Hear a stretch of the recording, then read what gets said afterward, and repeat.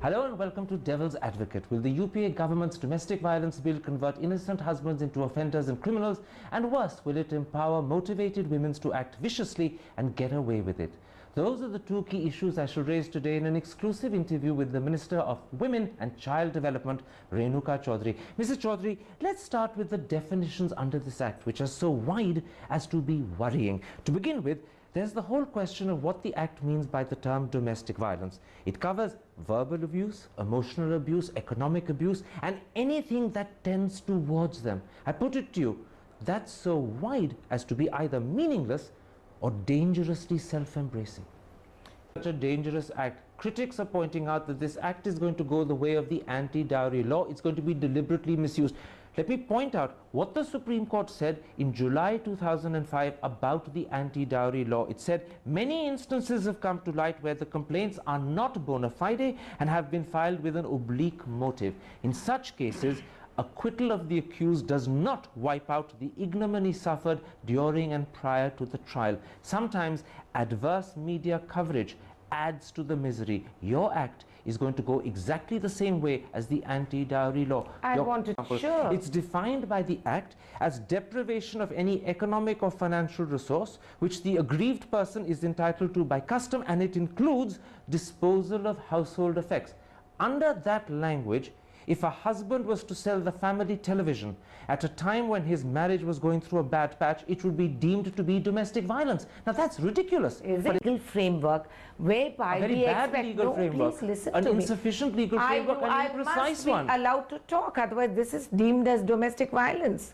This is professional violence. You're proving my point. Absolutely. A mere interruption becomes domestic violence. This is an overrun. It's an interpretation of what is an interruption and a... The Center for Social Research with regard to the anti-dowry law did a study after the Supreme Court judgment came out in August of 2005, and it concluded that of every 100 cases brought under the anti-dowry law, 98% were false. Only 2 were correct. It's not a minute percentage. The level of abuse that this could incur would be phenomenally high. No it's okay. laws. It's acceptable. It is not acceptable, Karan. You don't okay. put words into my mouth or try to get me. No, I am very clear about it. All right. When the minister says okay, she means it's not okay. No, if you want to say it that way, if you're being clever with words.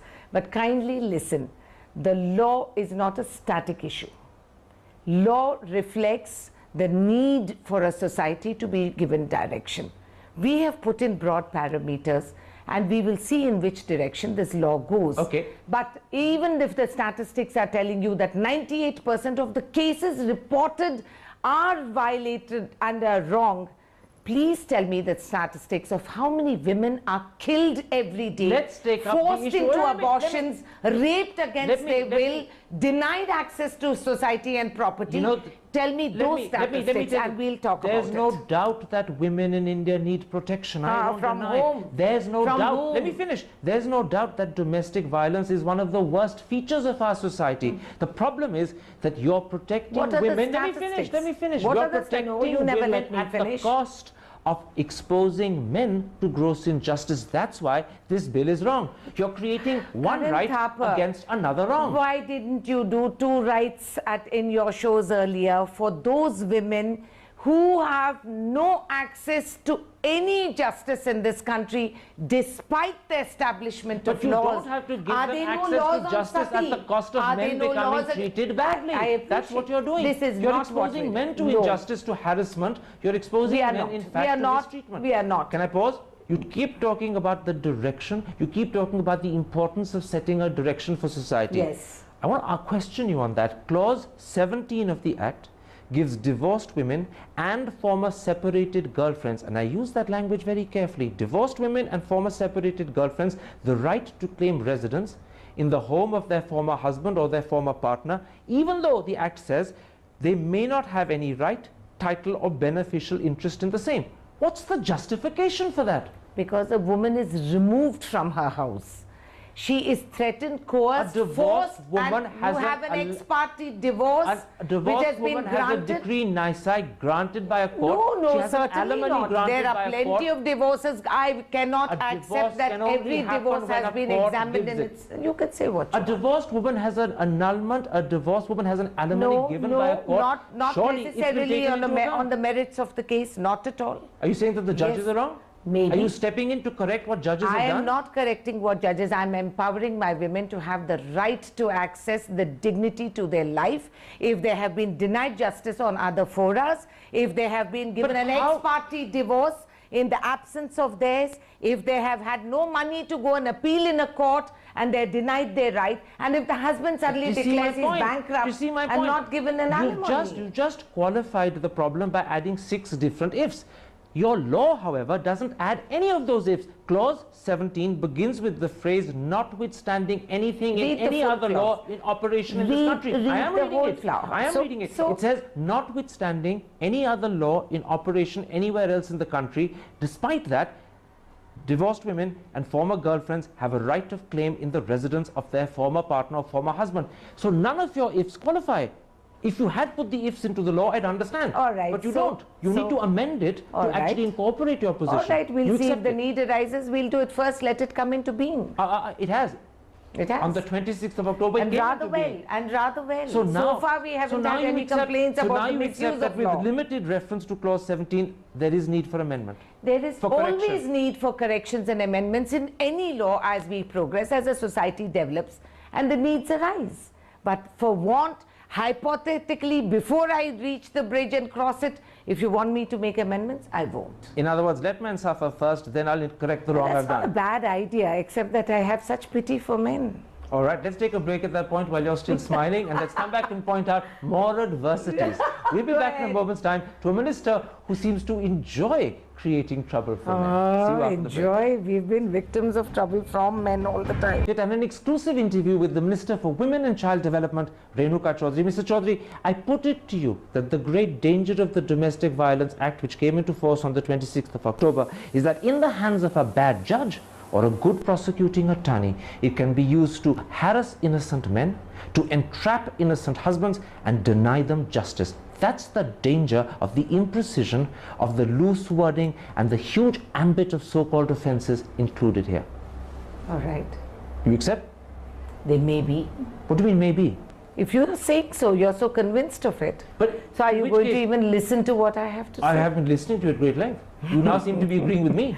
And we don't have an agreeable concept of what is listening.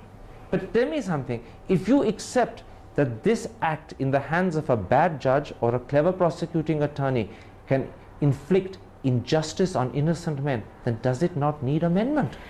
Mr. Karan Thapa, every law in this country is in the hands of a bad judge and a clever prosecutor. Then why add to the It is problem? nothing new or unique, the situation. So hence, when we have bad judges, your words, and clever prosecutors, your words, where do the women of this country take recourse to regarding But do they the need a bad situation law? that they live in? That's the problem. It You're is- adding to the You- situation you of bad may- judges by giving them a bad You law. are only telling me the bad law for men. But It that's is 50% not a of the bad law Indian for population. women. But that's 50% of the Indian population. Yeah, but my tragedy is that I have women who are no longer even 50% Do you of really this believe that you population, can't do that I justice have to sex women without ratios. doing injustice to I men? don't want to do injustice to But men. you're In doing this it. case, they don't You've just get- done it. If you see it that way. Is it injustice against women that we've had rape laws in place and dowry laws in place and they have never been adhered If to? That women are killed 98% every of the minute? cases brought under the dowry law, as I told you in part 1, turn out to be false, a statistic given by the Center for Social Research, if the Supreme Court itself has opined on the subject Yes. roughly at the same time Yes, last has year, the then Supreme Court surely you also don't need to add to bad laws by creating more. Yes, hello, can I tell you that it's the courts which have been proactive. It's the High Court which has just recently ruled here, saying that for 7 years after the woman is married, Can I- for 7 years, please listen to me, that the family will be held accountable for her death. Why would a court take that extreme order?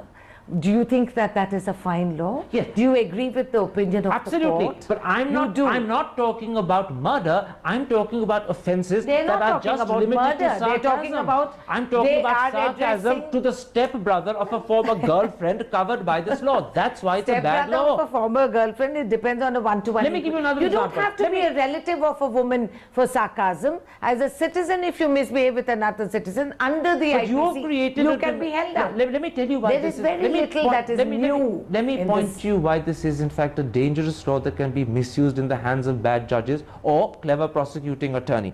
Clause 4.1 says, any person who has reason to believe that an act of domestic violence has been or is being or is likely to be committed can inform the authorities with no liability of he or she is wrong. Secondly, at that point in time, a magistrate can impose a protection order that can severely restrict the rights of the accused.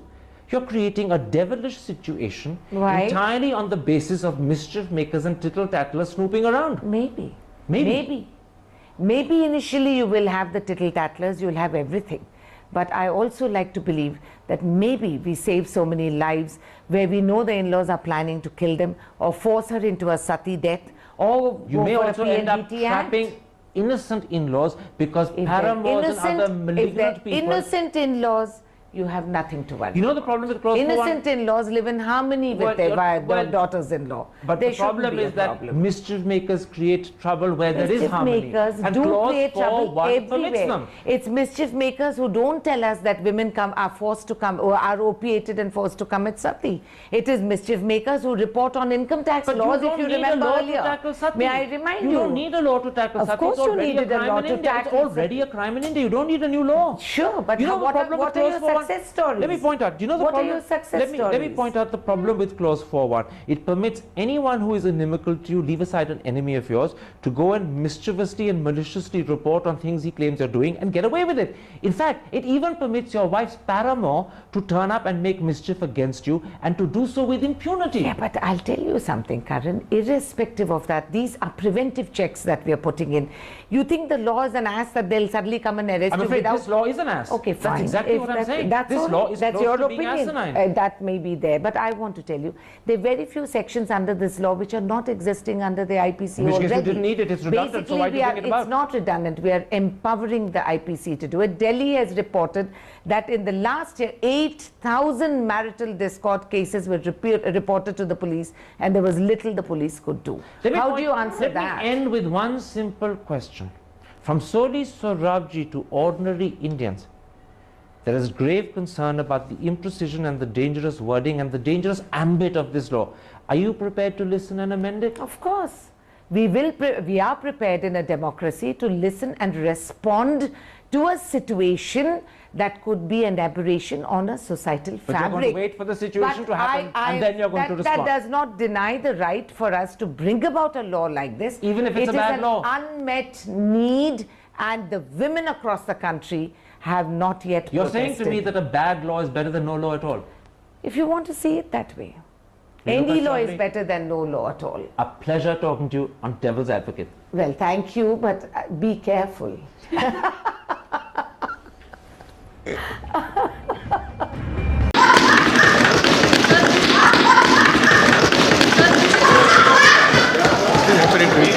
बीस साल पहले नहीं, some 20 people have साल got पहले प्रधानमंत्री जी 1 minute. प्रधानमंत्री जी vision- एक minute. Now I would like to tell everyone, what happened to you? What happened to you? Now, if you have some problem, go to the doctor, please. Now, if you have some problem, go to the doctor, please. Please, ऐसा मत करिए. Sit down, Renuka. Sit down. This is not the way. I have to name you, please. Don't do मैंने that. अध्यक्ष जी, Please. सभापति जी, See, सभापति जी, I Renuka am जी को suggesting to आप कुछ मत to the कहिए। office and also to media सभापति जी, not to report such a loose talk and unruly behavior. Please. सभापति जी, मेरी आपको प्रार्थना है, रेणुका जी को कुछ मत कीजिए। रामायण सीरियल के बाद ऐसी हंसी सुनने का आज सौभाग्य मिला है। मेरी आपको प्रार्थना है, रेणुका जी को कुछ मत कीजिए। रामायण सीरियल के बाद ऐसी हंसी सुनने का आज सौभाग्य मिला है।